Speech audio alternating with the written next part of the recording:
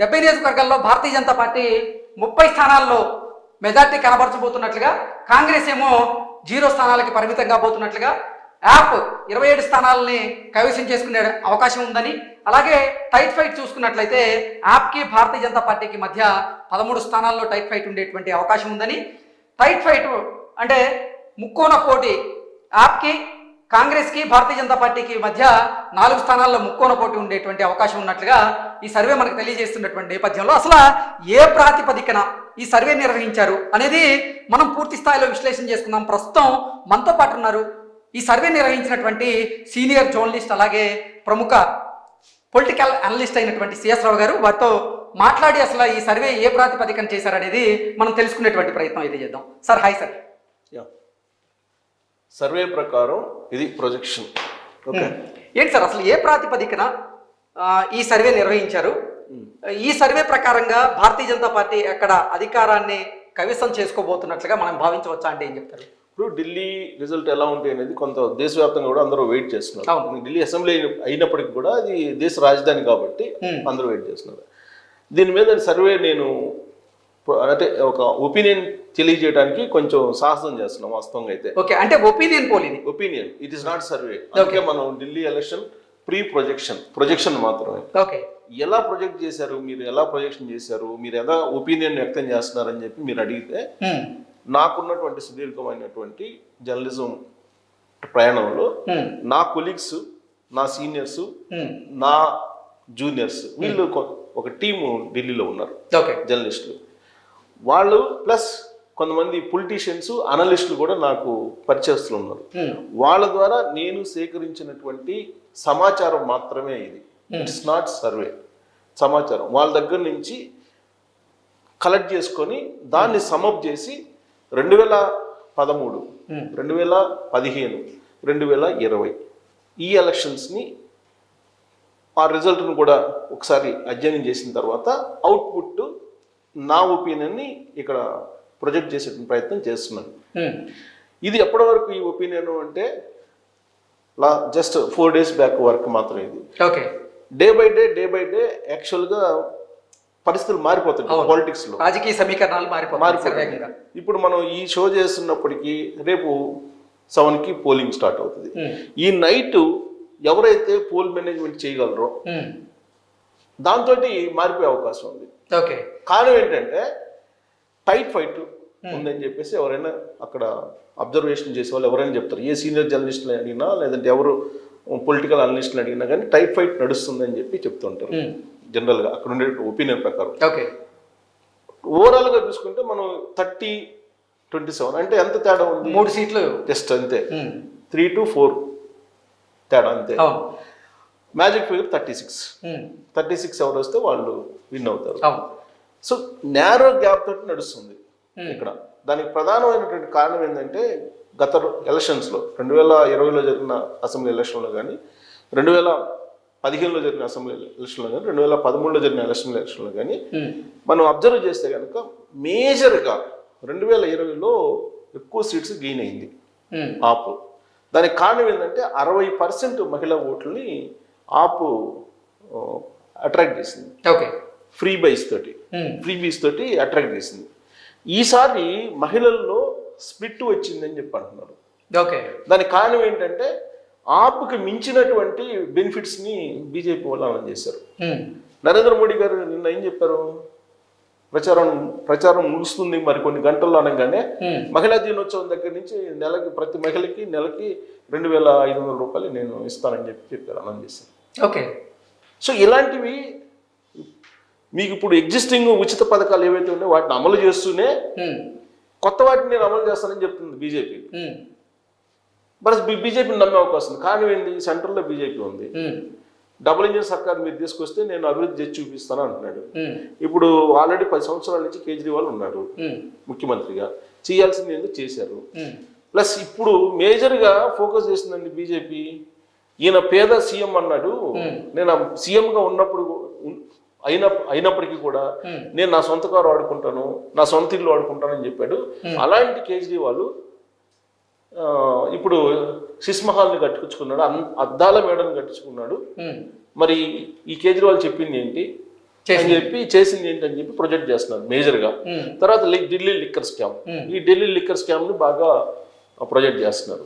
ఇది వాయు కాలుష్యాన్ని నిర్మూలించడంలో కూడా కేజ్రీవాల్ విఫలమయ్యారు. కానీ ఇప్పుడు గనక భారతీయ జనతా పార్టీ అధికారంలో గనక వస్తే వాయు కాలుష్యాన్ని నిర్మూలిస్తామంటూ కూడా వాళ్ళు మాట ఇచ్చిన నేపథ్యంలో అది కూడా ప్రభావం చూపించేటువంటి అవకాశం ఉందంటారు. డెఫినెట్ గా ఉంటుంది. ఎందుకంటే సబర్మతి తర్వాత గంగా ప్రక్షాళన జరుగుతుంది. అవును, గంగా ప్రక్షాళన జరుగుతున్నటువంటి క్రమంలో నీకు బీజేపీ వాళ్ళు ఏదైతే నినాదం చేస్తున్నారో యమునాని మేము శుద్ధి నీరు ఇస్తామని చెప్పి డెఫినెట్ గా నమ్ముతారు, నమ్మే అవకాశం ఉంది. ఎందుకంటే ఆల్రెడీ గంగా కనిపిస్తుంది కదా. సో నరేంద్ర మోడీ గారు లేదా బీజేపీ నమ్మడానికి అవకాశం ఉంది. ఇప్పుడు ఏంటి, యమునా నీరు ఒకసారి తాగు నువ్వు అని చెప్పి రాహుల్ గాంధీ కూడా అంటున్నాడు. ఎవరిని, కేజ్రీవాల్. యమునా నీరు మంచినీళ్ళు ఇస్తున్నారు కదా ఢిల్లీకి, అవి ఒకసారి నువ్వు తాగి చూడు తెలుస్తుంది అని అంటున్నాడు. సో ఇవన్నీ కూడా పొలిటికల్ గా బాగా ఎఫెక్ట్ పడే అవకాశం ఉంది కేజ్రీవాల్ మీద. అయితే కేజ్రీవాల్ తాజాగా ఇచ్చినటువంటి స్టేట్మెంట్ ఏంటి, కొన్ని గంటల క్రితమే ఇచ్చాడు, ఎన్నికల కమిషన్ మ్యానిపులేట్ చేస్తుంది, 10% ఓట్ బ్యాంక్ ని మ్యానిపులేట్ చేసే అవకాశం ఉంది బీజేపీ అని చెప్పి ఆయన అంటున్నాడు. అందుకే మీరు ఒకవేళ ఆప్ని గెలిపించాలనుకుంటే కనుక మీరు 70% ఓట్ బ్యాంకు ఆప్కే వేస్తేనే అప్పుడు గెలుస్తుంది ఆపు, లేదంటే గెలవదు. కాబట్టి మీరందరూ బయటకు వచ్చి ఓట్లు వేయండి అని చెప్పి ఆయన పిలుపునిస్తున్నారు. 10% ఓట్ని బీజేపీ వాళ్ళు ట్యాంపరింగ్ చేయబోతున్నారు ఈవీఎంల్లో అనేది ఆయన చేసినటువంటి ఆరోపణ. అది కూడా డైరెక్ట్ ఎలక్షన్ కమిషన్ మీద చేశాడు. అది కనుక జరిగితే ఆయన అన్నట్టు నిజంగా అలాంటి సిచ్యువేషన్ కనుక ఉంటే వన్ సైడ్ ఉంటుంది, ఎలక్షన్ వన్ సైడ్ ఉంటుంది, ఆంధ్రప్రదేశ్ లో ఉన్నట్టు ఉంటుంది, ఉండే అవకాశం. అసలు ఢిల్లీ ప్రజల అభిప్రాయం ఏ రకంగా ఉంది, వాళ్ళ నిర్ణయం ఏంటి అంటే ఏం చెప్తారు సార్?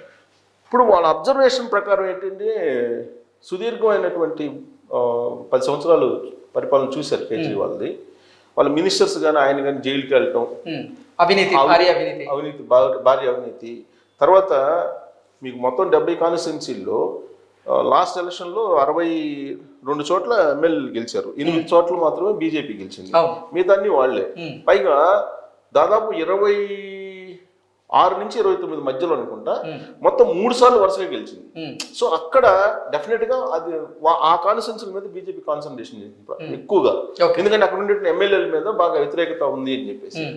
అంటే ఆవిర్భవించిన నుంచి అక్కడ గెలుస్తూ వచ్చింది, అసలు ఎందుకు గెలవడానికి కారణం ఏంటనే దాని మీద మూలాల్లోకి వెళ్ళి అసలు దాని మీద వ్యతిరేకత ఉంది ఆ ఎమ్మెల్యేల మీద. సో అయితే మార్చాడు, ఈయన మార్చినప్పటికీ వ్యతిరేకత అయితే ఖచ్చితంగా ఉంటుంది కదా. సో ఇప్పుడు మనం 2020 రిజల్ట్ కనుక చూసుకుంటే 60% ఉమెన్స్ ఆపుకున్నారు, అదే 43 మాత్రమే బీజేపీకి ఉన్నారు.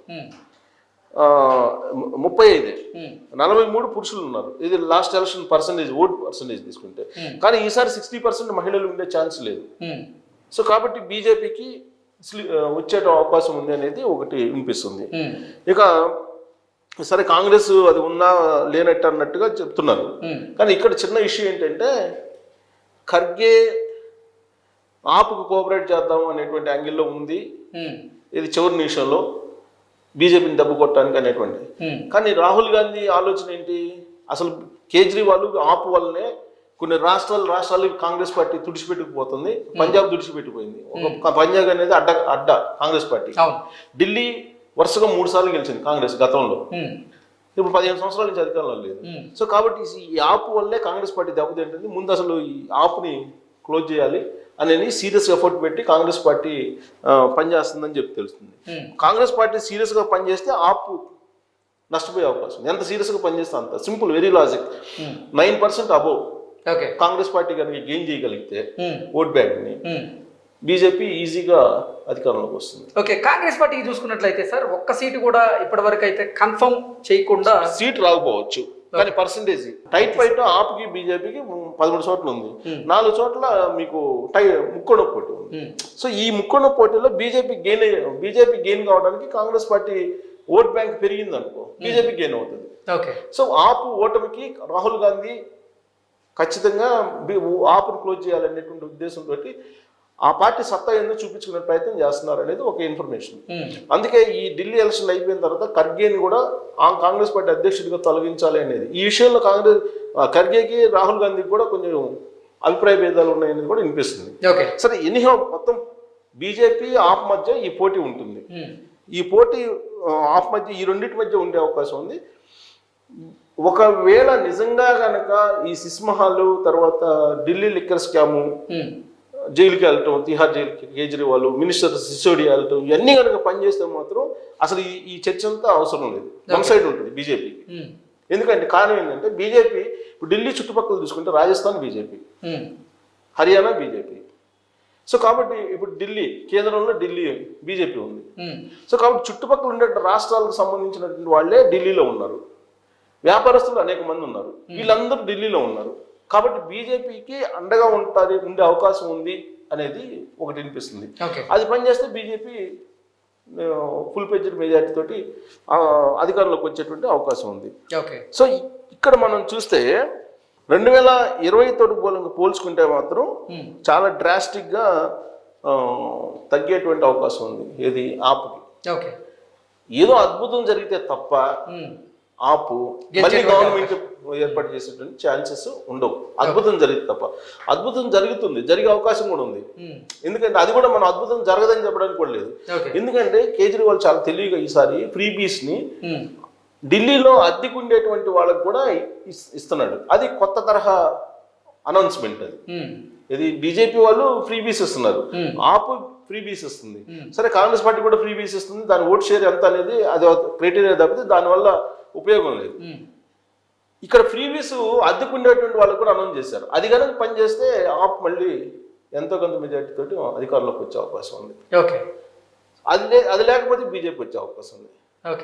సో ఇవన్నీ కాకుండా అసలు కాంగ్రెస్ పార్టీ నిజంగా బలపడి రాహుల్ గాంధీ ఎఫెక్ట్ పనిచేసింది అనుకోండి, కింగ్ మేకర్ అయ్యే అవకాశం ఉంది Congress party. Simple, very simple. 8 నుంచి 10 స్థానాలు కనుక సంపాదించుకోగలిగితే కాంగ్రెస్ పార్టీ కింగ్ మేకర్ అయ్యే అవకాశం ఉంది. 2013 లాగా. 2013లో అదే జరిగింది కదా, ఇమీడియట్ గా కేజ్రీవాల్ దిగిపోయాడు, అది వేరే విషయం.